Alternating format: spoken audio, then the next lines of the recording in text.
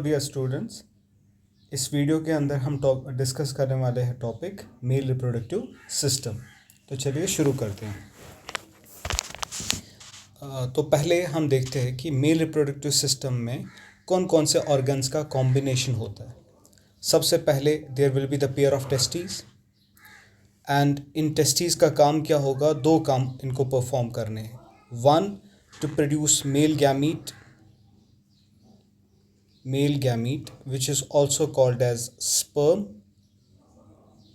and second function will be to secrete the male sex hormone which is called as testosterone. जो last video में आपने देखा था secondary sexual characters mails के अंदर जो आते हैं, it is because of this hormone.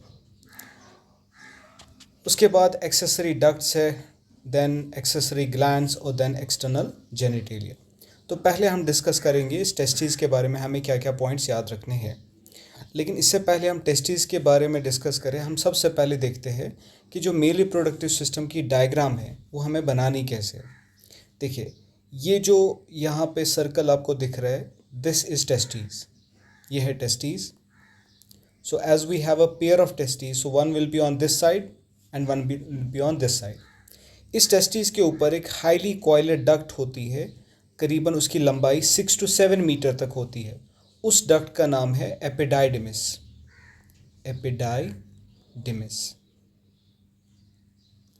और एपिडाइडिमिस के लोअर पोर्शन से जो आपको ये पाइप उठती हुई नज़र आ रही है, ये पाइप जो एब्डोमेन में जाती है, इस पाइप का नाम है वास डेफरेंस। ठीक है, और ये पाइप यहाँ पे देख रहे हो आप, ऑब्जर्व कीजिए, ये पाइप यहाँ तक आती है कंटिन्यूसली, और इस जगह पे एक ग्लैंड है, इस ग्लैंड का नाम है सेमाइनल वेसिकल।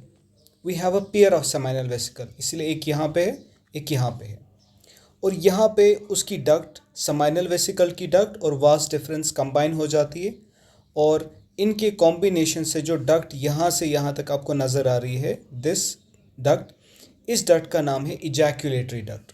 ठीक है, इस डक्ट का नाम है ejaculatory duct.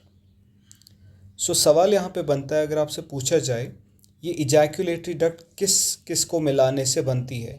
This ejaculatory duct is formed by the combination of vas deferens as well as the duct of seminal vesicle. जो ये सेमाइनल वेसिकल की डक्ट आपको नज़र आ रही है यहाँ पे, और वास डिफरेंस की डक्ट मिलके इजैक्यूलेटरी डक्ट बनाती है। और ये जो ऑर्गन है, दिस इज़ यूरिनरी ब्लैडर, इसमें स्टोर होता है यूरिन, और इस यूरिनरी ब्लैडर से जो डक्ट अराइज हो रही है, ये वाली, this duct is urinary duct. ठीक है ना, इस डक्ट का नाम यूरिनरी डक्ट है क्योंकि वहाँ तक सिर्फ यूरिन फ्लो हो रहा है। तो ये इजैक्यूलेटरी डक्ट इसी यूरिनरी डक्ट के साथ कंबाइन होती है, और ये जो डक्ट अब आगे जा रही है, जिसको मैं मार्क कर रहा हूँ, this duct is called as urethra, यहाँ से। ठीक है, this duct is called as urethra. और जब ये यूरिथ्रा आगे आगे चल रहा है तो इधर आपको एक ग्लैंड नज़र आ रहा है, और यहाँ पे आपको एक और ग्लैंड नज़र आ रहा है। इन दो ग्लैंड्स का नाम है बल्बो यूरिथ्रल ग्लैंड, या एक और नाम दिया जाता है इनको काउपर्स ग्लैंड। इनकी भी सिक्रीशंस यूरिथ्रा में ही पहुँचती है। और तीसरा ग्लैंड जो है यूरिनरी ब्लैडर के नीचे, जो आपको ये रेड कलर का ग्लैंड दिख रहा है इधर, ये यूरिथ्रा को सराउंड करता है, यानी इस यूरिनरी डक्ट को सराउंड करता है। इस ग्लैंड की लोकेशन बिल्कुल यूरिनरी ब्लैडर के नीचे होती है, और ये पाइप यूरिनरी डक्ट इसके थ्रू से जाती है। ठीक है, इस वाले ग्लैंड का नाम जो इस पिक्चर में रेड कलर से दिखाया गया है, इस ग्लैंड का नाम है प्रोस्टेट ग्लैंड। तो टोटल में हमारे मेल रिप्रोडक्टिव सिस्टम के अंदर 3 ग्लैंड्स एसोसिएटेड होते हैं।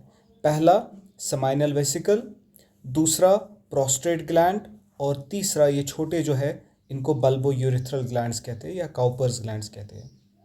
इन तीनों की सिक्रीशंस, एक तो इस यूरिथ्रा के एनवायरनमेंट को, एसिडिक एनवायरनमेंट को न्यूट्रलाइज करने का काम करती है, और साथ ही साथ इसमें से सेमाइनल वेसिकल की सिक्रीशन में होता है फ्रुक्टोज, जो कि एक शुगर है, जो स्पर्म के लिए एक एनर्जी का सोर्स है। आई बात समझ? तो इस तरह से हमें बनाना है मेल रिप्रोडक्टिव सिस्टम, और ये थे हमारे उसके ऑर्गन्स। अब चलिए वन बाय वन करके हम डिस्कस करते हैं। ये एक और डायग्राम मैंने यहाँ लगा के रखी है, ठीक है, इस डायग्राम में भी आप देख सकते हो दिस पोर्शन इज टेस्टिस, ठीक है, और यहाँ पे स्पर्म्स बनते हैं, फिर वो स्पर्म्स यहाँ पे आगे आगे आते हैं यहाँ पे। तो उसके बाद वो स्पर्म टेस्टिस से निकल के ये जो डक्ट आपको दिख रही है पाइप, इसके अंदर स्टोर होते हैं। इसी पाइप का नाम है एपिडाइडिमिस।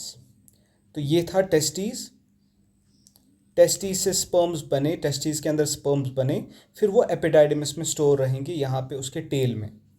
फिर एपिडाइडिमिस से आपको ये जो पाइप उठती हुई नज़र आ रही है, ये पाइप, इसी पाइप का नाम है वास डिफरेंस। ये देखिए, ये पाइप आगे आगे बढ़ रही है, ठीक है, ये पाइप आगे बढ़ रही है और एब्डोमेन में जाके जो किडनी से जो यूरेटर आता है, उस यूरेटर के नीचे से जाके, जैसे for example this is urinary bladder, समझ लो ये यूरिनरी ब्लैडर है और इसके अंदर यूरेटर है। तो ये वास डिफरेंस इसके नीचे से जाके इसके ऊपर से टर्न लेके आती है। आई बात समझ? इसके नीचे से जाके इसके ऊपर से टर्न लेके आती है और यहाँ पे उसको एक ग्लैंड मिलता है जिसका नाम समाइनल वेसिकल है। फिर वास डिफरेंस की पाइप और समाइनल वेसिकल की डक्ट जुड़ जाती है, उसी डक्ट का नाम है इजैकुलेटरी डक्ट। फिर वो यूरेथ्रा के साथ मैच होती है, ठीक है। ये देखिए वास डिफरेंस यहाँ से टर्न लेके आई एब्डोमेन से, और ये रहा वो ग्लैंड समाइनल वेसिकल जिसकी पाइप वास डिफरेंस के साथ मिल रही है। तो ये डक्ट है इजैकुलेटरी डक्ट। और ये रहा आपका यूरिनरी ब्लैडर, और इसके नीचे जो ग्लैंड है इसका नाम है प्रोस्टेट ग्लैंड, जो आपके इस यूरिनरी डक्ट को सराउंड करके रखता है। तो इजैकुलेटरी डक्ट फिर इस यूरिनरी डक्ट में खुलती है और यूरिनरी डक्ट फिर ये जो पेनिस के थ्रू से आगे आगे जो पाइप जा रही है, इसी पाइप का नाम यूरिथ्रा है और ये रही ओपनिंग। आई बात समझ? तो यहाँ से फिर यूरिथ्रा जो है, यूरिथ्रा एक कॉमन पैसेज प्रोवाइड करता है, यानी इसके थ्रू से स्पर्म का भी फ्लो होता है और यूरिन का भी फ्लो होता है। लेकिन जिस वक्त यूरिन फ्लो हो रहा होगा उस वक्त स्पर्म फ्लो नहीं होगा, और जिस वक्त स्पर्म फ्लो हो रहा होगा उस वक्त यूरिन फ्लो नहीं होगा, ठीक है। So they use the common passage but they do not flow at the same time, ठीक है। तो चलिए, अब ये डायग्राम सारी आप देख सकते हो, ये मैंने बहुत सारी डायग्राम्स इसमें रखी है। Now let us understand the points related with the first organ of male reproductive system, that is testes. पहली बात जो मैं ऑलरेडी बता चुका हूँ कि मेल्स के अंदर टेस्टीज बाय बर्थ प्रेजेंट होते हैं, इसीलिए ये प्राइमरी सेक्स ऑर्गन माने जाते हैं। लेकिन बाय बर्थ तो ये प्रेजेंट होते हैं लेकिन फंक्शनल नहीं होते, इसलिए फंक्शनल कब बनते हैं? At the age of puberty. और मेल्स के अंदर जो प्यूबर्टी की एज है वो है 13 to 14 ईयर्स। 13 या 14 साल की उम्र में a boy reaches to the age of puberty and his testes start producing male gametes which are called as sperms. Apart from that, it also releases a male sex hormone called as testosterone. Okay, so ये testis कहाँ पे located होते हैं? एक pouch है, जैसे ये जो आप पाउच देख रहे हो, इस पाउच का नाम है स्क्रॉटम। इस स्क्रॉटम के अंदर टेस्टिस लोकेटेड होते हैं और ये पाउच दो लेग्स के बीच में, जैसे ये है, ये इंसान की जैसे समझ लो आप बॉडी है और ये जैसे उसकी लेग्स है, इन दो लेग्स के बीच में एक हैंगिंग पाउच होता है, इसी पाउच के अंदर लोकेटेड होता है टेस्टिस। अब एब्डोमेन से जब तक ये मेल बेबी यूट्रस में होता है फीमेल के, यानी 7-8 महीने तक, 9 महीने तक, तो तब तक उसके टेस्टिस उसके एब्डोमेन में होते हैं 7वें महीने तक। 7 महीने गुजर जाने के बाद ये टेस्टिस नीचे आते हैं और इस लूज पाउच के अंदर पहुंच जाते हैं जिसका नाम स्क्रॉटम है। ऐसा क्यों? इनको बाहर निकलने की ज़रूरत इसलिए है क्योंकि ह्यूमन बॉडी का टेम्परेचर लगभग 37 डिग्री सेल्सियस होता है और टेस्टिस के अंदर स्पर्म्स बनने हैं, और स्पर्म फॉर्मेशन के लिए जो टेम्परेचर चाहिए वो बॉडी के टेम्परेचर से 2 to 3 डिग्रीज लेस चाहिए। यानी अगर बॉडी का टेम्परेचर 37 डिग्री सेल्सियस है तो स्पर्म की फॉर्मेशन के लिए टेम्परेचर 2 से 3 डिग्री यानी कि 34 या 35 डिग्री टेम्परेचर रहेगा इस स्क्रॉटम के अंदर, ठीक है ना। तो अगर किसी बेबी के ये टेस्टिस एब्डोमेन में ही रह जाए, यानी वो डिसेंड ना हो पाए, उस डिसऑर्डर को हम कहते हैं क्रिप्टोर्किडिज्म, जो मैंने आगे नोट्स में लिखा है, क्रिप्टोर्किडिज्म। फिर एक पीडियाट्रिशियन को, एक सर्जन को, फिर सर्जरी के ज़रिए उनको टेस्टिस को एब्डोमेन से स्क्रॉटम में लाना होता है। अदरवाइज़ अगर वो एब्डोमेन में ही रह गए, then this boy will not be able to produce sperms in the future. इसीलिए उनका डिसेंड कराना टेस्ट स्क्रॉटम में ज़रूरी है। ठीक है, तो चलिए आगे। तो जैसा मैंने कहा, ये टेस्टिस स्क्रॉटम में लोकेटेड होते हैं और ये एक एक्स्ट्रा पाउच है एब्डोमेन से बाहर जो हैंग करता है, और इसमें 2 सैक्स होते हैं इस तरह से। एक सैक के अंदर एक टेस्टिस होगा, और यहाँ टेम्परेचर बॉडी के कंपैरिजन में 2 to 3 डिग्री लेस होगा, जो स्पर्म फॉर्मेशन के लिए मस्ट है। और टेस्टिस की शेप ओवल होती है, यानी अंडे जैसी होती है। लेंथ 4 to 5 सेंटीमीटर और विड्थ 2 to 3 सेंटीमीटर। तो ये थोड़े से नोट्स है 10th क्लास के लेवल के हिसाब से जो आपको काम आएंगे। अगर टेस्टिस, जैसा मैंने कहा, टेस्टिस डिसेंड होके स्क्रॉटम में आते हैं, लेकिन अगर किसी मेल बेबी के टेस्टिस स्क्रॉटम में नहीं पहुंचे तो उस डिसऑर्डर को हम कहते हैं क्रिप्टोर्किडिज्म। And if they will stay there forever, then it will lead to sterility. That means he will not be able to produce gametes in future. और उस सर्जरी को ऑर्किडोपैक्सी या ऑर्कियोपैक्सी कहते हैं। कौन से सर्जरी को? जहाँ पे एक पीडियाट्रिक सर्जन अनडिसेंडेड टेस्टिकल को, जो एब्डोमेन में ही रह गए होंगे, उनको खींच के पुल के करके सर्जरी के जरिए किस में लाएगा? स्क्रॉटम में लाएगा। आई बात समझ? But this surgery will be performed 90 days after the birth, because till then the doctor will wait कि even birth के बाद भी वो 90 days तक वेट करेगा, देखेगा कि क्या टेस्टिस स्क्रॉटम में डिसेंड हुए या नहीं। अगर नहीं हुए तो 90 डेज़ के बाद फिर सर्जरी की जाएगी। ठीक है, तो चलिए आगे बढ़ते हैं। टेस्टिस के अंदर स्पर्म बन रहे थे, लेकिन उन स्पर्म्स को फिर आगे आगे पहुंचाने के लिए जो डक्ट्स है, उसमें से पहली डक्ट है एपिडाइडिमिस, जिसकी लंबाई 6 से 7 मीटर होती है। ये काफ़ी नैरो है और टिब्यूलर स्ट्रक्चर है। ठीक है, और ये टेस्टिस के इस वाले साइड से, जैसे कि यहाँ पे ये प्रेजेंट होगी हाईली कॉइलेड फॉर्म में, तो इस साइड को हम बोलते हैं टेस्टिस का लेटरल साइड। यानी जिस साइड से भी एपिडाइडिमिस होगा, that side is called as the lateral side of the testis. और अगर आप थोड़ी सी इंफॉर्मेशन याद रख सकते हो कि इस एपिडाइडिमिस का हेड कहलाता है कैपुट, जो मैंने यहाँ लिखा है। इसकी बॉडी कहलाती है कॉर्पस, और इसका जो लोअर पोर्शन है जिसका कनेक्शन वास डिफरेंस के साथ है, दैट्स कॉल्ड एज कॉर्डा। तो स्पर्म्स यहाँ कॉर्डा में स्टोर रहते हैं। ठीक है, उसके बाद एपिडाइडिमिस में जब ये स्पर्म स्टोर रहेंगे, तो एक तो स्टोरेज का काम हो गया, वहाँ उनको न्यूट्रिशन भी प्रोवाइड किया जाएगा, और वो स्पर्म्स इस काबिल बनेंगे कि वो स्विम कर सके। ठीक है, क्योंकि स्पर्म की लगभग शेप इस तरह की होती है। ये उनका फ्लैजेला, और सामने वाला पोर्शन कॉनिकल होता है, और इसी कॉनिकल पोर्शन हेड में उनका न्यूक्लियस भी होता है। क्लियर? और ये रहा इसका फ्लैजेला। तो एपिडाइडिमिस के बाद जो ये पाइप उठती है, इस पाइप का नाम है वास डिफरेंस, जिसको स्पर्म डक्ट भी कहा जाता है। एपिडाइडिमिस की लंबाई थी 6 से 7 मीटर, वास डिफरेंस की लंबाई है 40 सेंटीमीटर, जो कॉर्डा ऑफ द एपिडाइडिमिस से इमर्ज होती है और फिर जाके एब्डोमिनल कैविटी में जाती है, और यूरेटर के नीचे से जाके उसके ऊपर से टर्न लेके आती है, और फिर वास डिफरेंस सेमाइनल वेसिकल की डक्ट के साथ ज्वाइन करके कौन सी डक्ट बनाती है? इजैक्यूलेटरी डक्ट बनाती है।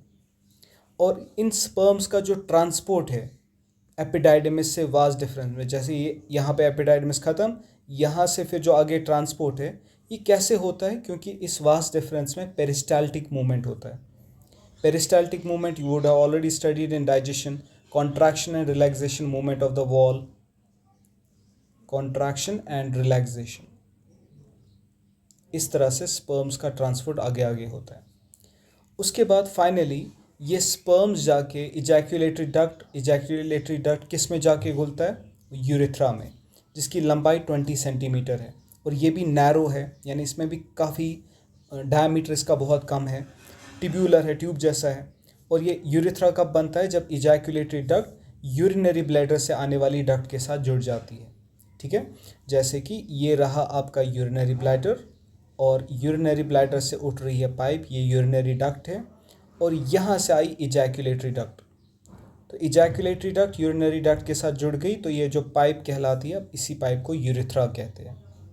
और वो यूरेथ्रा पेनिस के बीच में से चल के उसके सामने जो टिप है उसको कहते हैं यूरेथ्रल मीटस या यूरेथ्रल ओपनिंग, उससे खुलती। ठीक है। जैसे यहाँ पे आप डायग्राम में देख लीजिए, इस ओपनिंग को हम यूरिथ्रल मीटस कहते हैं। क्लियर? और ये देखिए, ये आ रही है इजैकुलेटरी डक्ट और ये आ रही है यूरिनरी डक्ट। तो यूरिनरी डक्ट और इजैकुलेटरी डक्ट जो अब यहाँ से जो ये पाइप उठ रही है, इसी पाइप को हम यूरिथ्रा कहते हैं। ओके। एंड आफ्टर दैट,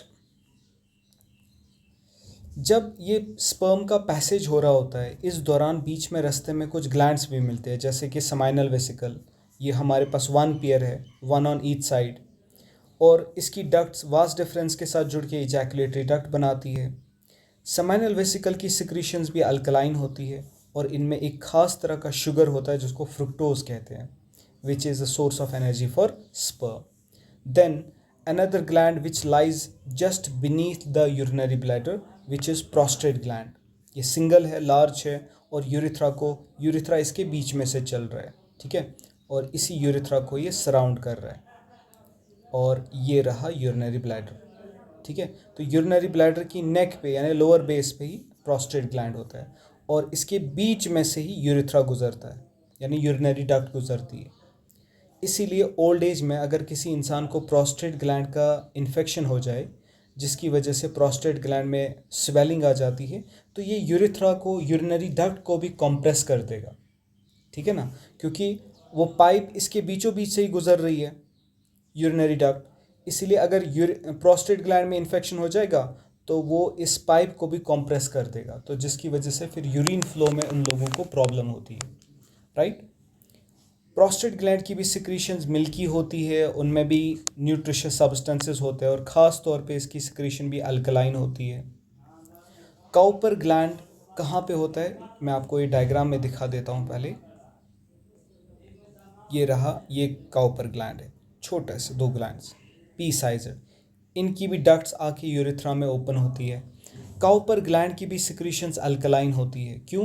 क्योंकि ये इस यूरिथ्रा के एसिडिक एनवायरनमेंट को न्यूट्रलाइज करती है, क्योंकि यूरिथ्रा के थ्रू से यूरिन फ्लो होता है, और यूरिन एसिडिक इन नेचर है, इसलिए यूरिथ्रा एसिडिक एनवायरनमेंट उसमें होता है, तो उस एसिडिक एनवायरनमेंट को न्यूट्रलाइज करने का काम काउपर ग्लैंड की सिक्रीशन का होता है।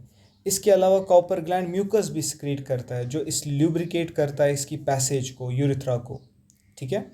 तो काउपर ग्लैंड की सिक्रीशंस, प्रोस्टेट ग्लैंड की सिक्रीशंस, और सेमाइनल वेसिकल की सिक्रीशंस, तो इन 3 ग्लैंड्स की सिक्रीशंस, यानी 3 ग्लैंड्स की सिक्रीशंस, और प्लस कर देंगे स्पर्म, यही कलेक्टिवली कहलाता है सीमेन। बात आई समझ? इन 3 ग्लैंड्स की सिक्रीशंस और स्पर्म मिला के कहलाता है सीमेन। तो इसका मतलब यूरिथ्रल ओपनिंग के थ्रू से सिर्फ स्पर्म नहीं फ्लो होता, बल्कि इन 3 ग्लैंड्स की सिक्रीशंस भी मिली होती है। क्यों? क्योंकि इस एक्सटर्नल जेनिटेलिया, जिसको हम पेनिस कहते हैं, जो कि एक सिलेंड्रिकल टिश्यू है, और इरेक्टाइल क्यों? क्योंकि जब इसमें ब्लड फिल होना शुरू होता है ये इरेक्ट हो जाता है, और ये मेल यूज़ करता है as a copulatory organ. Why? Because इसका काम होता है सीमेन का डिपोजिशन करना into the females reproductive tract, यानी कि वजाइना के अंदर। तो फीमेल के वजाइना में जब पेनिस एंटर करके वो सीमेन रिलीज़ करता है, तो फीमेल के यूट्रस में काफ़ी एसिडिक एनवायरनमेंट होता है, और इन 3 ग्लैंड्स की सिक्रीशंस अल्कलाइन है, तो ये अल्कलाइन उस यूट्रस के एसिडिक एनवायरनमेंट को न्यूट्रलाइज करने में हेल्प करती है। तब जाके स्पर्म्स कुछ बच पाएंगे, वरना स्पर्म्स की वहाँ डेथ हो जाएगी। स्पर्म्स एसिडिक एनवायरनमेंट में किल हो जाते हैं, ठीक है। और जो पेनिस का फ्रंट एंड होता है, फ्रंट एंड ये थोड़ा एनलार्ज्ड है ऐसे, तो पेनिस का जो फ्रंट एंड होता है, this front end of the penis is called as glans penis, जिसके ऊपर एक बाय बर्थ एक स्किन होती है ऐसी रिट्रैक्टाइल, यानी जो पीछे खींच जाती है। इस स्किन का नाम है फोर स्किन या प्रेप्यूस, दोनों नाम दिए जाते हैं। तो जीव्स में, मुस्लिम्स में और क्रिश्चियंस में ये एक रिलीजियस एक्ट के तहत ये बचपन में ही ये प्रेप्यूस जो है वो कट किया जाता है, और उस प्रोसीजर को कहा जाता है सर्कमसिशन। That procedure is called as circumcision. So these are the notes which you need to remember. These are the points which you need to remember about male reproductive system. So I hope this is clear to you. You can even check this diagram also. यहाँ पे ये रहे testes और ये रही इसके ऊपर ये हाईली कॉइलेड डक्ट जिसका नाम एपिडाइडिमिस है। और फिर ये जो डक्ट उठ रही है इसका नाम वास डिफरेंस है और ये वास डिफरेंस एब्डोमेन में एंटर हो रही है और फिर यूरेटर के नीचे से जाके उसके ऊपर से वापस आती है और इस जगह पे ये है समाइनल वेसिकल। तो समाइनल वेसिकल की डक्ट और वास डिफरेंस कंबाइन होकर इजैक्यूलेटरी डक्ट बनाती है और वो इजैक्यूलेटरी डक्ट फिर इस यूरिनरी डक्ट में ओपन होती है और इस यूरिनरी डक्ट को सराउंड कर रहा है जो ये ग्लैंड उसका नाम है प्रोस्टेट ग्लैंड। और फिर यहाँ पे दो छोटे और ग्लैंड्स हैं जिनका नाम है बल्बो यूरिथ्रल ग्लैंड। इस तरह से टेस्टिस से आने वाले स्पर्म और इन 3 ग्लैंड्स की सिक्रीशंस मिलके कहलाती है सीमेन। और फिर इस यूरिथ्रल मीटस जिसको ओपनिंग ऑफ द यूरिथ्रा कहते हैं इसके थ्रू से सीमेन बाहर आता है। और कितना सीमेन आता है 2 to 3 ml और अप्रॉक्सीमेटली 1 ml में अराउंड 100 मिलियन स्पर्म्स होते हैं। सो यू कैन इमेजिन आखिर में तो एक ही स्पर्म को फर्टिलाइज करना है तो इतने सारे स्पर्म्स की ज़रूरत क्यों है, क्योंकि इसमें से बहुत सारे किल हो जाएंगे।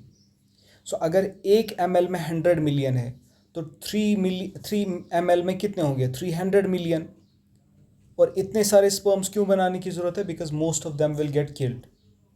और यहाँ पे अभी आपको इस फ्रंट डायग्राम में दिख रहा है कि फ्रंट एंड जो पेनिस का होता है that's enlarge which is called as glans penis और by birth it is covered with the loose skin which is called as foreskin और प्रेप्यूस। और रिलीजियस एक्ट के तहत इस प्रेप्यूस को फिर कट किया जाता है। Clear? So I hope this is clear to you. So remember all of these points, read from your textbook also, and this was what we need to learn about the topic called as male reproductive system. And this male reproductive system comprised of how many parts? 4 parts. One was the pair of testes, second was accessory ducts, third were accessory glands, and fourth was the penis. Got it? See you in the next class.